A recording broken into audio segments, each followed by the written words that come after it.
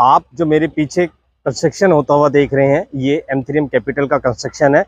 ये मैं आपको इतना ही दिखा पाऊंगा क्योंकि बिल्डर की तरफ से इसकी परमिशन नहीं होती है कि आप अंदर जाके दिखा सकें कि कितना काम हो चुका है और कितना काम अभी नहीं हुआ है।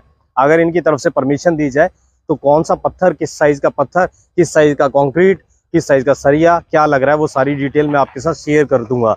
बट मेरी लिमिटेशंस है, इसलिए मैं आपको नहीं दिखा पाऊंगा। बहुत सारे आप में से लोगों ने इसमें इन्वेस्टमेंट किया होगा, तो आपको ये कंस्ट्रक्शन देख सकते हैं। कंस्ट्रक्शन फुल स्विंग में चल रहा है और आने वाले कुछ दिनों में, आने वाले कुछ महीनों और सालों में आपका ये जो प्रोजेक्ट है वो रेडी हो जाएगा और बिल्कुल आपका बैंग ऑन द्वारका एक्सप्रेस होगा। जैसा कि आपको पता है, बहुत सारे लोगों को नहीं पता होगा।